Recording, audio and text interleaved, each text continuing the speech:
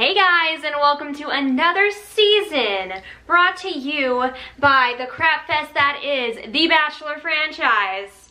Woo, alright!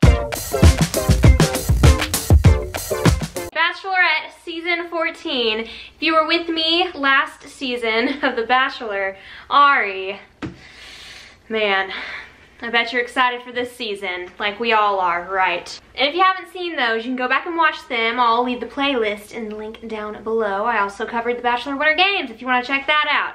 Alright, so basically we're here, and this show sucks, and we're just gonna go through episode 1. Alright, let's get into it. So we start off recapping what just went down with Becca and Ari and Lauren, the love triangle of the century. Sure. We have the clip of Becca going through the old pictures that production made her look through so she could be even more heartbroken. I guess with this, they're just trying to make us remember how sorry we feel for her and make us feel even more sorry for her and just hope that she finds love.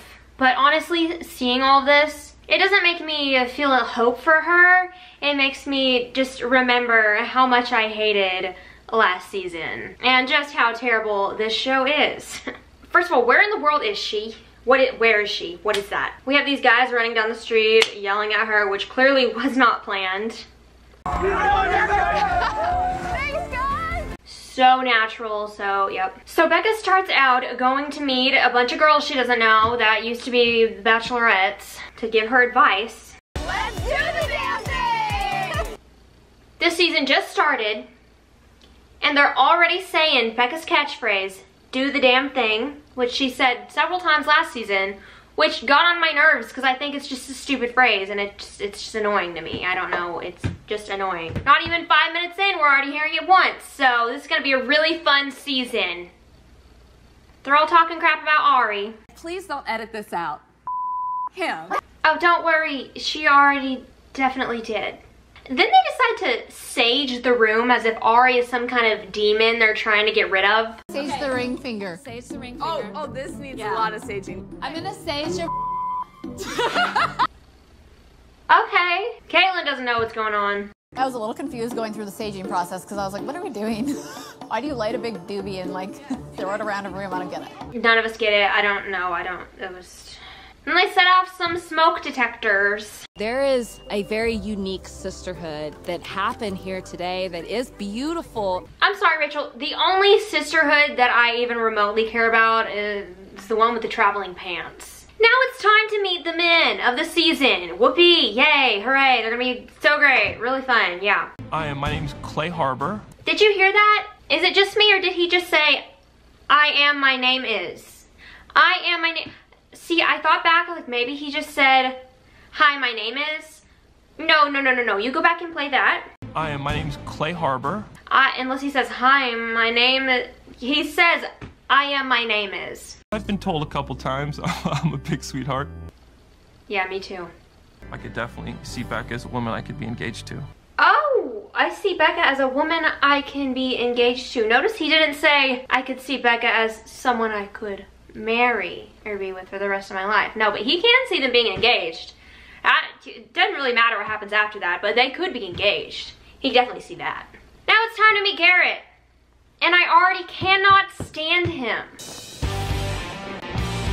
Welcome to Reno. I'm Garrett. I'm from Reno, Nevada. Reno, right there. And I just love to have fun. My name's Garrett, and I'm 29 years old. I live in Reno, Nevada. I love going up to Lake Tahoe, and I am sure pleased to be on The Bachelorette and meet Becca. Was that pretty good? I don't know, I already can't stand the guy. It's literally day one, and we're like 10 minutes into this episode, and he's already one of the most annoying people I've ever seen in my life, but whatever. Nice, you're working it. That's the way. Excellent job. I'm gonna give you some pensive, okay? My brand is the pensive gentleman. Modeling is so much more than being ridiculously good looking. You're talking gym year-round, tan year-round, salt spray year-round. There's so much involved. It's taxing. So I don't know.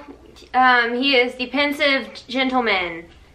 I don't know what that's supposed to mean, but whatever your brand is, whatever you want to say your brand is, okay. Modeling is very taxing, allegedly. So, let's all feel bad for Jordan. Hi, I'm Joe. Welcome to Chicago.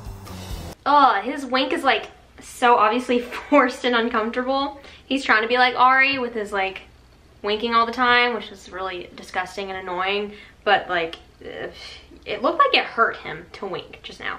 It's not it's a beautiful country. I don't even know what he possibly could have been said there, honestly. I don't. Someone comment down below what he said, because that doesn't make any sense. I love the smell of cologne in the morning. He's a colognosaur? Okay, that just means he like collects colognes, likes cologne. Where does he get money from? How does he get money? That is not his job. She needs a man that smells good, and I'm gonna blow her nose away.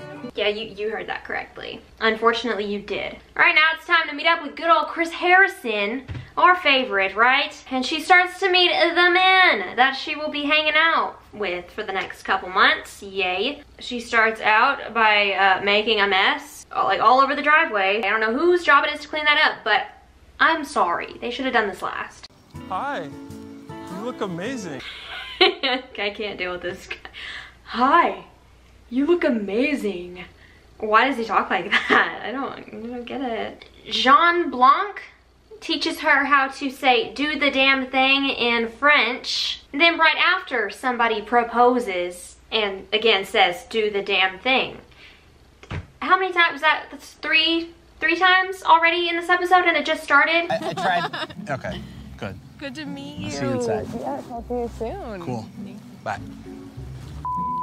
Okay, is it just me, or does he look like a mix between Joe Rogan and Fred Savage? That's what a combination right there. This guy, I think his name is Leo, walks in with his man bun, and then he like takes his hair down. He's like, I gotta let my hair down, something like that, something stupid like that, I don't know. And she's like, you have hair just like my sister.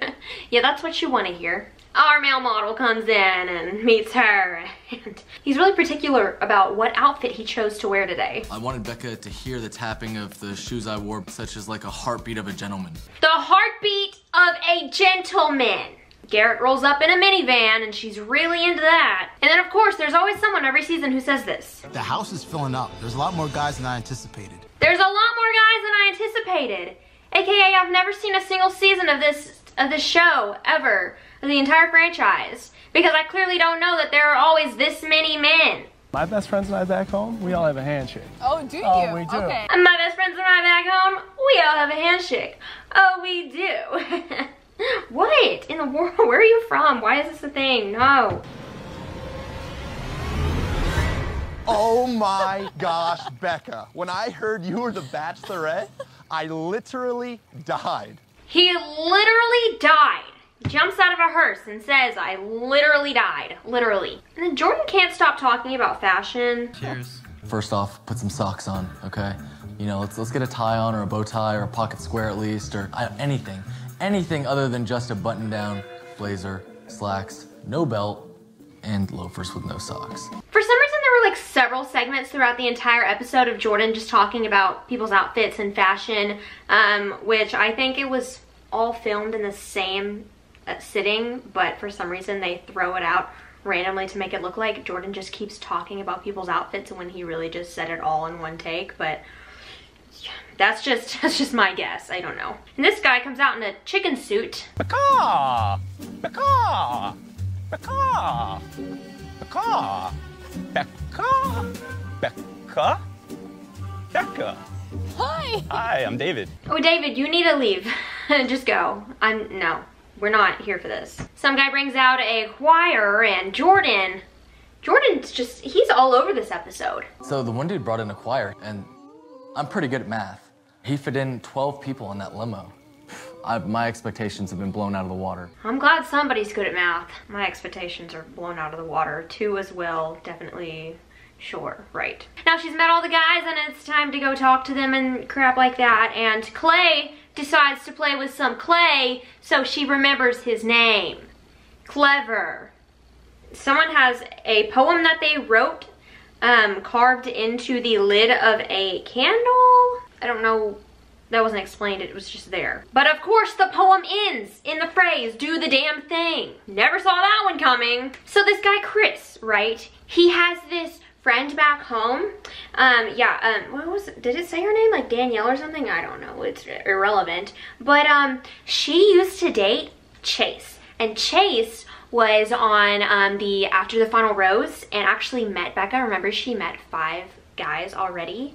Yeah, and so so whenever he was on there, the girl saw him and she was like, oh my gosh, I used to date him. I need to text my friend Chris, who I know is also going to be on this season of The Bachelorette, and tell him what a terrible person Chase is and how he is just a terrible, terrible, terrible, horrible person, and how Becca does not need to be with him because he's not there for the right reasons. And I feel like Chris just really knew that night 1 was the time for him to go and tell Becca that Chase was not good. But he was smart, and first he confronted Chase and said, hey Chase, so just so you know, your girl Danielle that you dated for a month, yeah, well, I know her, and she texted me when she saw you were going to be on here, and she said that you were not a nice guy, and that you weren't going to be here for the right reasons, and so I think I need to bring it up to Becca. And Chase is like, no man, you know, girls will be girls.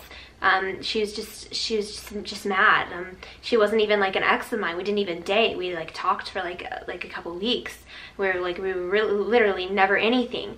But I don't want that to be like detrimental to my time here with Becca, so I gotta go bring it up to Becca before you try to bring it up to Becca. So then Chase goes and tells Becca what happened, and he's really awkward and uncomfortable, and you can tell he's just really stressed out and nervous, but it's because it's a freaking weird situation. And so now Becca is confused and she doesn't know what's happening, and Chase goes and grabs Chris and brings him in, and they have like a whole little exchange. Becca makes a joke about it being her first 2-on-1, and it's really just insane, and the whole exchange is just very awkward and uncomfortable, and you know, it's a crazy thing that happened. Okay, and then Jake, she knows Jake, and she sends Jake home because she knows Jake and doesn't think he's there for the right reasons. Right? How did that song go? I don't remember. Even though he's a new Jake, but she still doesn't want Jake. She doesn't want new Jake or old Jake. She just doesn't want Jake. Jake, go home. All right, and Garrett, the guy who is so annoying, gets the first impression rose. I can tell he's nice. I can see that. But he's one of those annoying, obnoxious nice guys. But like, whatever you're into, Becca, whatever you're into. Gosh, it's almost time for the rose ceremony. I can't go home. It wouldn't be fair to Becca. Jordan thinks it would not be fair to Becca for him to go home because he is literally a gift to this show, a gift to Becca. Okay, so it's rose ceremony time, and finally we have our losers of the week. All right. First of all, our biggest loser of the entire season would be Jake, because he got sent home before the rose ceremony, before the first rose ceremony. That's so sad. We feel bad for you, Jake. So Jake is number 28th. He comes in 28th place. Yeah. And then tied for, I was gonna say 27th, but it would basically be 22nd. But like, then tied for second to last place is Joe, Chase, Camille, I think it's Camille, Christian, Darius, and Grant. So those are our losers of the week, our losers of the very first episode. Then we have a little introduction, a little look through what we're gonna see this season. Apparently, Colton says he's a virgin. He's allegedly a virgin. No one really believes him, but he claims to be. Okay. Somebody goes out on a stretcher at some point. Don't know what that's about. And in the end, Becca apparently falls in love with 2 men. Who knew that would happen? Just like every other season. Right, sure, okay. Alright, well, that was episode 1 of The Bachelorette season 14. What a show this is. What a season this is going to be. I'm so glad you decided to join me on this journey that is this season of this show. It's different. It's a very different show. It's very interesting and intriguing, and we love to hate it. So that's pretty much all I got to say about this episode. Please join me for next week's episode of The Bachelorette. Again, I will leave those links down below for you to go check out the past seasons. And yeah, so thank you guys so much for watching. I hope you enjoyed this video. If you didn't, then okay. I could not care less. Okay, okay. Let's get ready to enjoy this summer with the Bachelorette Becca and all the wonderful men of the season, with all the drama that they bring and all the entertainment-ish. It's something, I don't know. Okay, well, I'm just talking now, so I'm gonna go. All right, thank you guys, and goodbye. Goodbye. Goodbye.